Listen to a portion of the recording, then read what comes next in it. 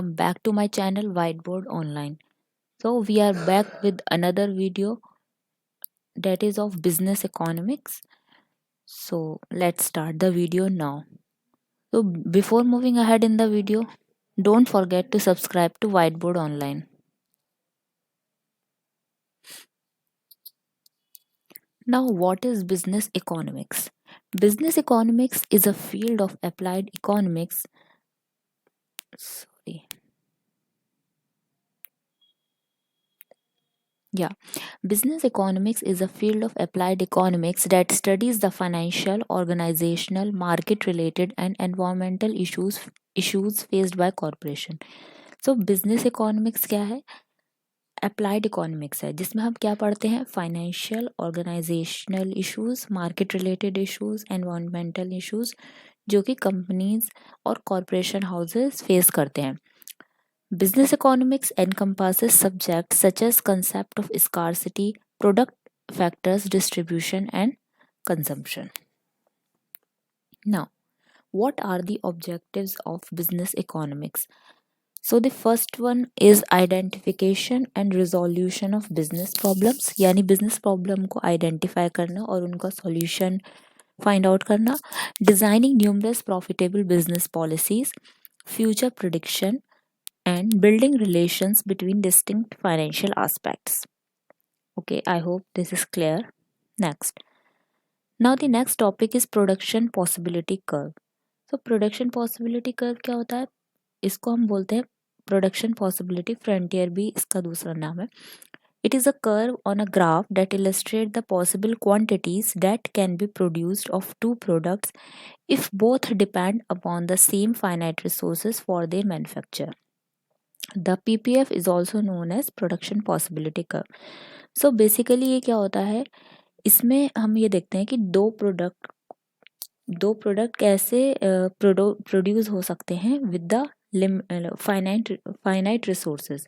For example, as you can see in the graph that on the x-axis it is quantity of butter produced and on y-axis quantity of guns produced. सो जैसे हम यहाँ देख सकते हैं for example B, तो हम ये देख रहे हैं कि बटर की क्वांटिटी हम सिर्फ इतनी ले रहे हैं. फॉर एग्जांपल आप समझ लीजिए 2 यूनिट्स, एंड गन्स की प्रोड्यूस कर रहे हैं हम for example 20 units. So 2 units of butter and 20 units of guns. तो ये एक पॉइंट आ गया. नेक्स्ट फॉर एग्जांपल डी है, तो यहाँ पर कुछ होगा for example 5 units of butter and this is 15. Okay, so these are the bundles of two products which is shown in on a curve with the finite resources. Okay, so ये है. But अगर ये bundle यहाँ पर लाई कर रहा है, इसका मतलब है कि जो भी फैक्टर्स ऑफ प्रोडक्शन है वो कम्प्लीटली यूज़ नहीं हो पा रहे हैं, और अगर कर्व के बाहर कुछ है तो ये इम्पॉसिबल है, मतलब ये पॉसिबल नहीं है, ये बंडल प्रोड्यूस करना पॉसिबल नहीं है. I hope this is clear. Now, what are the assumptions of production possibility curve? So the first one is a company or economy wants to produce two product he produce कर सकते हैं. There are limited resources limited है. Technology और technique क्या है? Constant रहेगी, and all resources are fully and efficiently used. Okay. Now the next topic is demand. Demand is an economic concept that relates to a consumer's desire to purchase goods and service and willingness to pay a specific price for them. So demand क्या economic concept है जो क्या बताता है कि consumer की क्या desire है, कि वो क्या परचेज करना चाहता है या सर्विस लेना चाहता है, एंड विलिंगनेस टू पे a specific price for them, और उसके लिए एक प्राइस वो पे कर सकता है. And increase in the price of good और service tend to decrease the quantity demanded. लेकिन अगर प्राइस बढ़ जाते हैं गुड के और सर्विस के, तो क्वांटिटी डिमांडेड क्या होती है? वो डिक्रीज हो जाती है. एंड अपोजिट, अगर प्राइस कम हो जाएंगे तो क्वांटिटी डिमांडेड इंक्रीज हो जाएगी. तो चार यहाँ फैक्टर्स बताए हैं जिससे डिमांड अफेक्ट होती है. फॉर एग्जांपल प्रोडक्ट और सर्विस प्राइस, क्या प्राइस है, इनकम क्या है बायर की, price of substitute good, consumer preference क्या है, and consumer expectation for a change in price. Now the next topic is law of demand. So पहले हम देखेंगे डिमांड क्या है। Demand is a consumer's desire to purchase a particular good of service और good को purchase करने की desire को डिमांड कहते हैं। And what is quantity demanded, तो ये डिफरेंस आपको समझना बहुत ज़रूरी है। तो क्वांटिटी डिमांडेड क्या है? Quantity demanded represents an exact quantity of goods और service demanded by consumer at a particular price.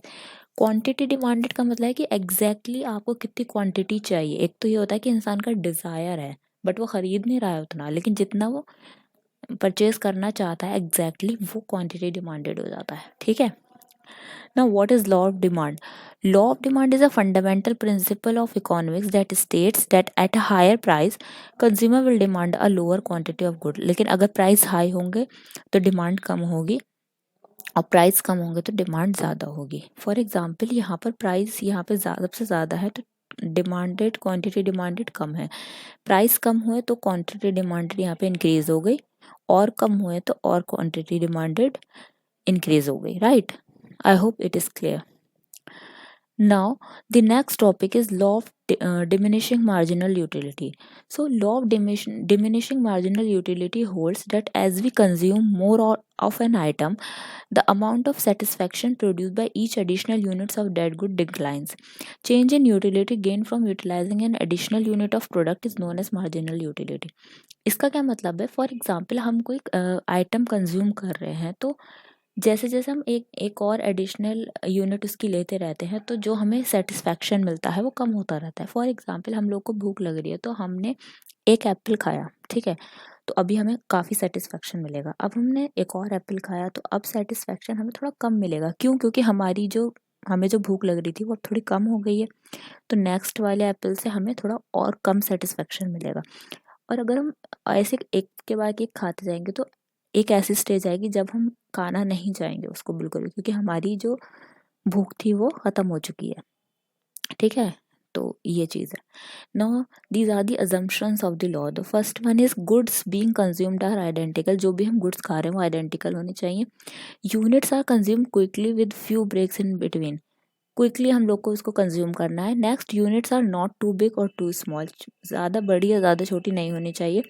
Consumer का टेस्ट है वो कांस्टेंट रहना चाहिए। There is no change in the price of goods और ऑफ देयर सब्स्टिट्यूट, और unit को हम मेजर कर सकते हैं। ठीक है, now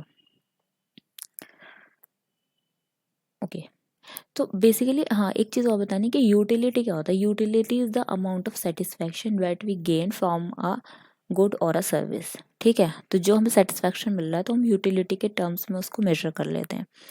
now marginal utility is equal to the change in the total utility divided by the change in quantity consume. तो पहले आपको मार्जिनल वर्ड का मतलब पता होना चाहिए। मार्जिनल मतलब एडिशनल। एडिशनल जो यूटिलिटी हमें मिल रही है एक के बाद एक जो हम कंज्यूम कर रहे हैं यूनिट ऑफ गुड, तो उसका क्या फॉर्मूला है? तो मार्जिनल यूनिट हम निकाल सकते हैं change in total unit upon utility, sorry, total utility upon change in quantity consume. कितनी क्वांटिटी हमने कंज्यूम करी है उसमें कितना चेंज आ रहा है और टोटल यूटिलिटी में कितना चेंज आ रहा है, तो इससे हम मार्जिनल यूटिलिटी कैलकुलेट कर सकते हैं।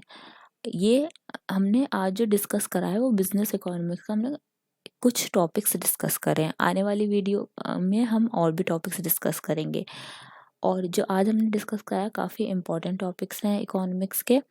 सो आई होप आपको समझ आए होंगे। So that's all for today. I hope you like this video. So do like, share, subscribe to Whiteboard Online, and comment down below if you have any doubt or you want me to explain any topic to you. Let me know in the comment section, and do share this video and share the channel among your friends and family so that we can grow constantly. Okay, also keep learning, keep growing. Thank you so much, and don't forget to subscribe to Whiteboard Online. We will be back with more videos in future. Thank you.